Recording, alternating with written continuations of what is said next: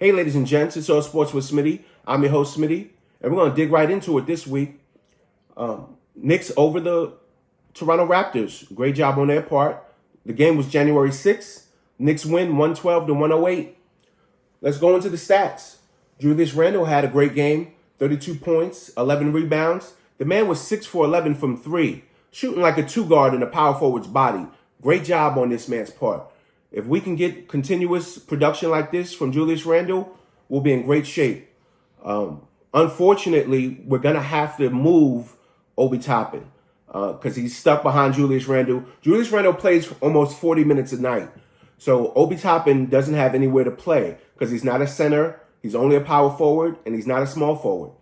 So there's only one position for him, that's power forward, and Julius Randle is locking that down, ladies and gentlemen. Let's go into another stat. Mitchell Robinson, 10 points, but 18 rebounds, ladies and gentlemen. 8 of them were offensive. Great job on Mitchell Robinson's part. Every day, Coach Thibodeau says he's the best offensive rebounder in the game, and he keeps proving it. Let's go into Jalen Brunson's stats. 26 points, 8 assists. Heart and soul of the team, ladies and gentlemen. This was a great pickup in the offseason for us. It solidified our team. It made us a contender, I would say. We're doing very well with Jalen Brunson manning the point guard position. Emmanuel Quickley, 13 points he started. Emmanuel Quickley started, and he chipped in with 13 points.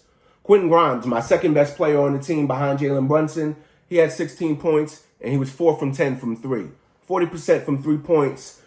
That would be a great stat for him to keep that for the whole season. Miles McBride chipped in with 9 points off the bench.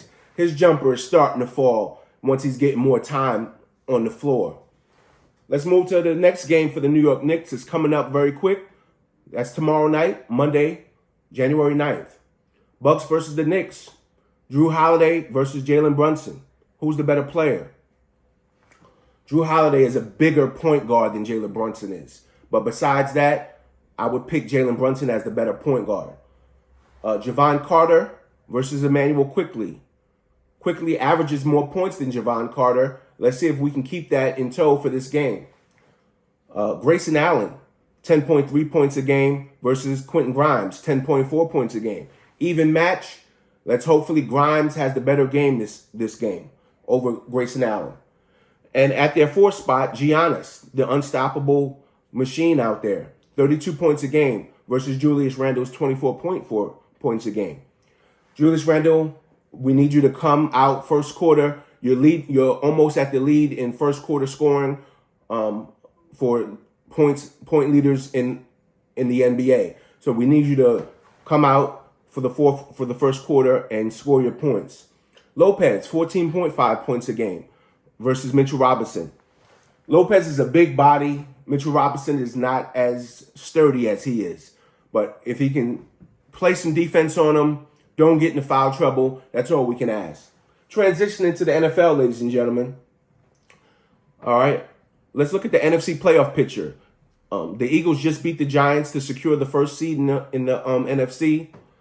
49ers secured their second spot in the NFC over the Minnesota Vikings, who are now the 3rd seed. Tampa's the 4th seed. So this is how the games are going to go. Eagles are going to get a bye. 49ers are going to play the winner of the Green Bay Detroit game. Minnesota is going to play the Giants. The Giants lucked out, I believe, by getting this matchup. I think Minnesota is due for a loss in the first round if the Giants come to play to win. Tampa has Dallas in the first game. All right, so Tampa versus Dallas. I don't know about that matchup, ladies and gentlemen. I see Dallas possibly winning that game. We'll see. Dallas over Tampa, I believe, is a possibility of that game. Let's move to the AFC playoff picture. The Chiefs have the first overall seed, and the Bills are second. Bengals are third. Jags are fourth. The Jags came out of nowhere at the end of the season to win the division. Great job on their part. So let's see how the first week's games are going to go. Chiefs are going to get the bye. Bills are going to play the Dolphins. Bengals are going to play the Ravens, and the Jags are going to play the Chargers. I think the Jags have an opportunity here to possibly beat the Chargers and get to the second round. That would be great for the Jags. I don't see any of these teams, when the Chiefs are on their game, I don't see any of these teams beating the Chiefs. Maybe the Bills, maybe the Bengals, maybe. But if the Chiefs are on their game, they should pull it out and get to the Super Bowl.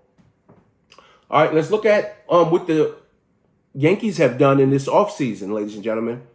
Yankees signed Carlos Rodon. He's been an average pitcher since he's came into the league in 2015.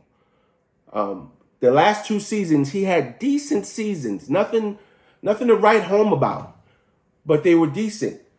Brian Cashman gave this man a 6-year, $162 million contract. Now, that sounds like a lot of money. It's $27 a year with a $5 million signing bonus.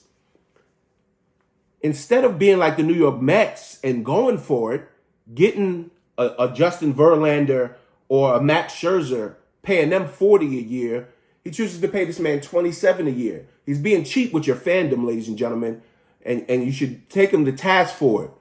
Brian Cashman is being cheap with the New York Yankees fandom, and it needs to stop. All right, that's my show for you guys, ladies and gentlemen. Please like and subscribe.